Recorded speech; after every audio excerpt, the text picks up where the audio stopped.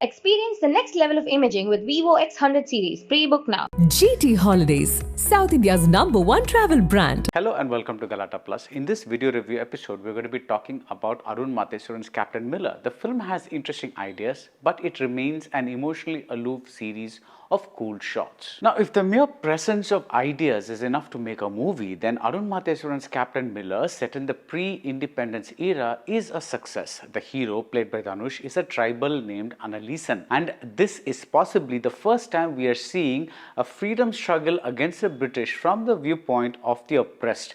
I kept thinking about Mari Selvaraj's Karnan a lot. There is also a reference to Sri Lankan history, as the director stated recently in an interview. Captain Miller was the other name for Vallipuram Vasantan. The man headed a black tiger attack on Sri Lankan troops. Other ideas in the screenplay include patriarchy. In a wonderfully casual scene, Annalisen talks about washing vessels while a woman cleans a rifle. And an Indian princess says that women are slaves, and yet this film's women, that is Priyanka Arul Mohan and Nivedita Satish, do their bit for emancipation by firing guns and riding bikes and staging politically charged plays. Best of all is Annalisen's reason for joining the army. Long before the British arrived, his people were already oppressed by the monarchy. Jayaprakash plays the local ruler. They were forbidden from wearing slippers. They had to bow down. As a soldier, Annalisen will get to wear boots. He will get to stand erect. That is enough. Dhanush is probably the only actor who can play vulnerability and yet not come off as a victim. He states this fact as a fact with the tiniest hint of a whine and not as a pity-seeking rant. He's terrific, even if the part isn't much of a stretch for someone who has done Karnan. I told you that film kept coming to mind. Plus, he looks smashing with his thick beard and samurai-style hair bun. A low-angle shot of him standing beside a hilltop boulder and wielding an automatic is both whistle-worthy and poster-worthy. But is the mere presence of important ideas enough? Doesn't execution count too? And by execution, I don't mean just the technical departments, which are pretty solid. Siddhartha Nuni finds inventive ways to break the cliches of a period look. He goes for deep saturation, and the film often looks like an oil painting as painted by Sergio Leone. The production design by Ramalingam is impeccable. Everything looks aged just so, including an imposing pair of blue doors that open out with a window. The only department that does not match up is the action. After a while, the gun battles get numbingly repetitive, and the fast cutting makes it impossible to absorb any of the stunt choreography. There is no sense of spatial unity, unlike, say, the action scene with a van in a small street in this director's Sani Kaidam. But there's another reason the battles get repetitive, and that's the writing by Arun Matheswaran and Madan Kargi. They opt for a back and forth structure that is chapterized with titles like Do Wildcats Fast on the Great Night of Shiva and The Snake in the Monkey's Shadow. The latter, by the way, is the title of an all-time great Hong Kong kung fu movie. Watch it. I got the feeling that more time was spent thinking up these creative, clever beat poetry chapter titles than in investing the characters with depth and emotion and agency. Now, this did not matter all that much in Rocky and Sani Kaidam. Arun's first two films were pure genre films. They were simple revenge stories, and that was enough for this director to use as a foundation to showcase his stunning craft. Speaking of Rocky, that film had something named Eagle, and we find that word printed on a box in this movie. I won't tell you what.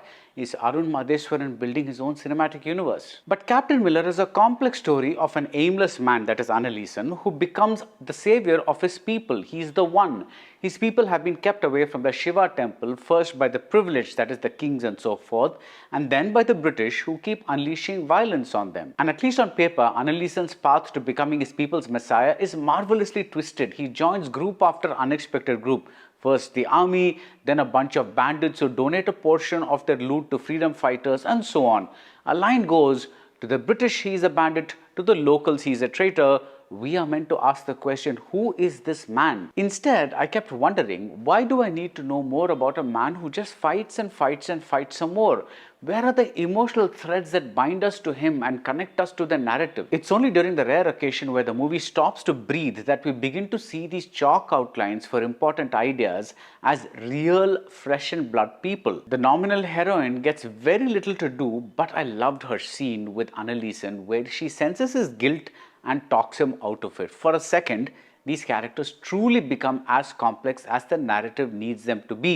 And I was glad we don't have a conventional love angle. The characters played by Shivarajkumar, Sundeep, Kishan and Vinod Kishan appear and disappear as they please. Ilango Kumaravel's narrator could have used more nuance given how much he shapes Annalisen. And John Cocken is reduced to a snarling monster who snarls monstrously in every scene of his. Now, I am not a major advocate of big background scores, but some of G.V. Prakash Kumar's themes have more character than the film's characters. Say, the rattling percussion and high-pitched wind instruments when Annalisen's dance is intercut with British cruelty, or the whistling tune that increases in pace each new day Annalisen spends in the army. My hunch is this: Arun Matheswaran is at heart a damn good genre filmmaker, and he is less interested in who his characters are and more into the kinds of mayhem they unleash. A multi-character biopic like Captain Miller is not his scene, at least with a big star. And this is when you realize the limitations of films made for all audiences and films that have to do certain numbers at the box office. There is a scene where Annalisen places his rifle under a Brit's chin and presses the trigger. The older Arun Matheswaran would have cut to the man's head exploding. Some of us, the blood and brain shot we crave in such scenarios. But here we cut to the man's feet, which receive a small splatter of blood, and we quickly cut away to the next shot. To be sure, there are some interesting touches like the constant imagery of fire befitting the hero's name, Anil Eason. But as a story, nothing holds us. We put together the narrative later in our heads rather than while watching the film. In Rocky and Sani Kaidam, the violence made you feel the protagonist's fury at a subatomic level. Here, nothing goes beyond the surface. And that's it about Captain Miller. If you like this video review, do subscribe to Galata Plus and see you soon at the movies. Experience the next level of imaging with Vivo X100 series. Pre-book now. GT Holidays, South India's #1 travel brand.